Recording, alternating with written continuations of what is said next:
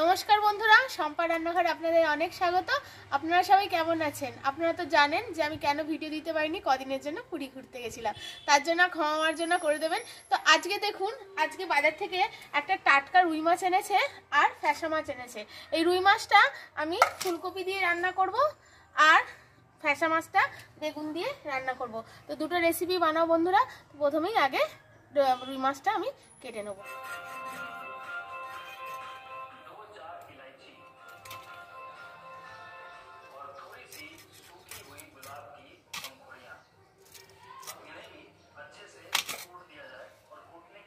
দেখুন মাছটা এত টাটকা, আর এই সময় কিন্তু এই টাটকা রুই মাছ দিয়ে ঝোল খেতে কিন্তু কপি দিয়ে খুব ভালো লাগে। আমি একটু রসা মতোই করবো, হালকা পেঁয়াজ রসুন দিয়ে। দেখুন কিভাবে বানাই।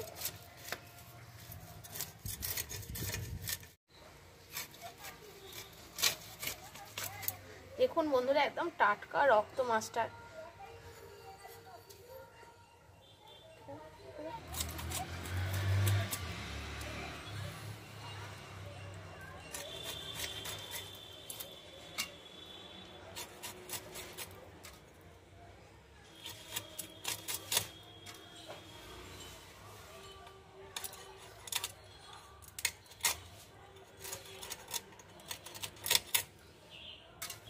বন্ধুরা দেখুন, আমার মাছগুলো কাটা হয়ে গেছে, দুটো মাছই। এবার এই মাছগুলোকে আমি ধুয়ে রান্নার জায়গায় চলে যাব। কিছু জোগাড় করে নিয়েছি বন্ধুরা, আর এখানে উনুনটাও জ্বালিয়ে ভাতটা বসিয়ে দিয়েছি।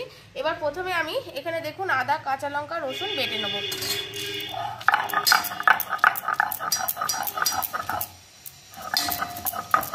আদা রসুনটা বাটা হয়ে গেছে, এটা তুলে নেব। এবার ফ্যাসা মাছ রান্নার জন্য আমি কাঁচা লঙ্কা আর এখানে আমি সাদা সরষে নিয়েছি, এগুলোকেও বেটে নেব।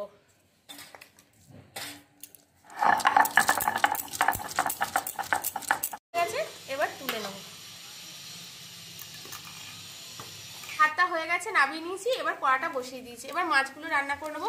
এখানে দেখুন আমি রুই মাছটা যে নিয়েছিলাম, এখানে 5 পিস মতো নিয়েছি, এটাই রান্না করব। আর ফ্যাসা মাছটা নিয়েছি। তো এখানে প্রথমে আমি এগুলোতে লবণ আর হলুদ মাখিয়ে নেব।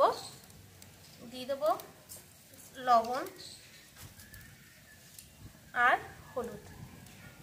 এত হাওয়া দিচ্ছে বন্ধুরা ছাদে, কি বলবো আপনাদের। তো এগুলো ভালো করে মাখিয়ে নেব। গরম হয়ে গেছে, এর মধ্যে সর্ষের তেল দিয়ে দিয়েছি। প্রথমে ফ্যাসা মাছগুলো রান্না করে নেবো। এই ফ্যাসা মাছগুলো প্রথমে ভাজিয়ে নেবো ভালো করে। এগুলো ভাজা হয়ে গেছে।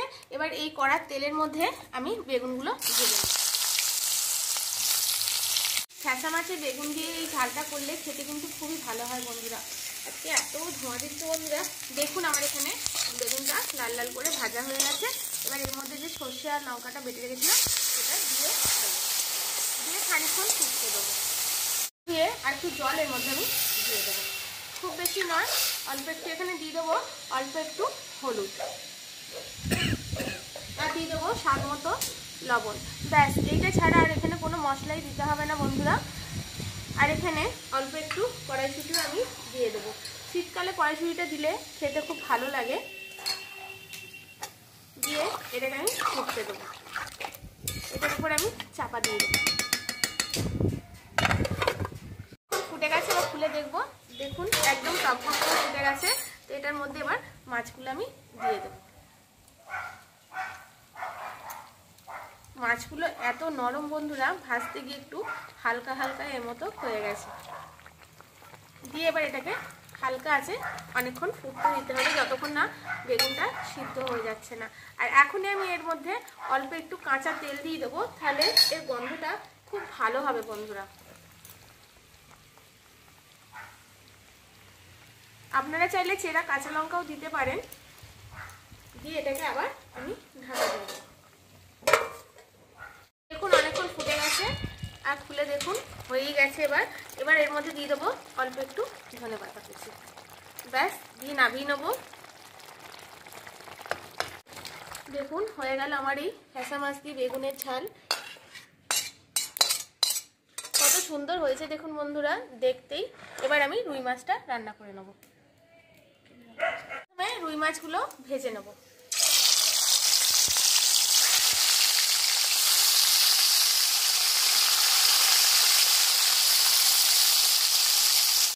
ভাজা হয়ে গেছে, এবার তুলে নেব।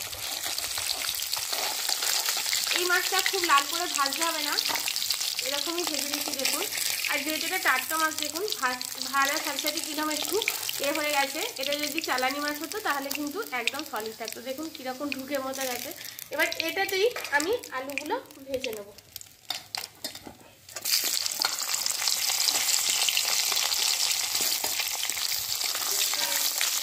হালকা লাল করে ভাজা হয়ে গেছে, এবার এটা তুলে নেব। এবার ফুলকপিগুলো ভেজে নেব। দেখুন কপিগুলো ভাজা হয়ে গেছে, তুলে নেব। তেল গরম হয়ে গেছে আবার। এবার দিয়ে দেবো পেঁয়াজ কুচি দেবো, আর দিয়ে দেবো দুটো তেজপাতা। পেঁয়াজগুলো হালকা লাল করে প্রথমে ভেজে নেব। হালকা লাল করে ভাজা হয়ে গেছে, এবার এর মধ্যে দিয়ে দেবো টমেটো কুচি আর আদা লঙ্কা রসুন যেটা বেটে রেখেছিলাম, এটা এখন এর মধ্যে দিয়ে দেবো। আর এর মধ্যে এখন দিয়ে দেবো স্বাদ মতো লবণ। লবণটা এখনই দিয়ে দেবো বন্ধুরা, যাতে এই টমেটোটা গলে মতো যায়। দিয়ে এটাকে খুব ভালো করে কষে নেব। দিয়ে দেবো বাটনা বাটা অল্প একটু জল। দেখুন মশলাটা কষা হয়ে গেছে, এর মধ্যে এবার দিয়ে দেবো পরিমাণ মতো হলুদ, দিয়ে দেবো জিরের গুঁড়ো,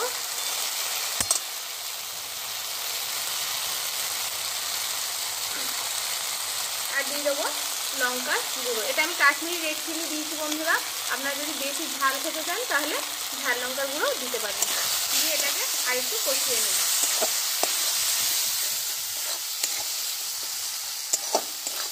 এটা ভালো করে কষা হয়ে গেছে, এবার এখানে এক বাটি জল দিয়ে দেবো। এই ঝোলটাকে প্রথমে খুব ভালো করে আগে ফুটতে দেবো।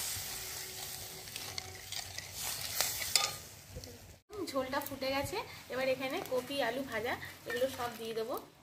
আর এখানে আমি অল্প কড়াইশুঁটি ছাড়িয়ে রেখেছি, এটাও দিয়ে দেবো। দিয়ে খানিকক্ষণ ফুটতে দেবো, তারপরে মাছগুলো দেবো। দিতে এখন চাপা দিয়ে দেবো। এটা অনেকক্ষণ ফুটে গেছে, এবার খুলে দেখবো। দেখুন আমার আলু আর কপিটা সিদ্ধ হয়ে গেছে। এবার আমি এর মধ্যে মাছটা দিয়ে দেবো, দিয়ে আরও খানিকক্ষণ ফুটিয়ে নেব।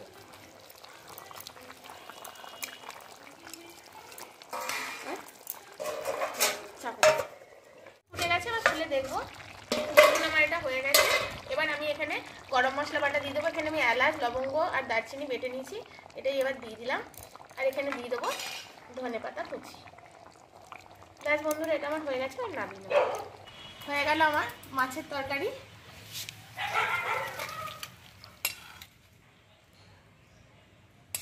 দেখলেন তো বন্ধুরা, কত সহজেই আমি দুরকম মাছের তরকারি বানিয়ে ফেললাম। এরকম পদ্ধতিতে আপনারাও বাড়িতে বানিয়ে খান। আর আমার নিত্য নতুন রেসিপিতে প্লিজ আমার চ্যানেলটিকে সাবস্ক্রাইব করে শেয়ার লাইক কমেন্ট করে দেবেন।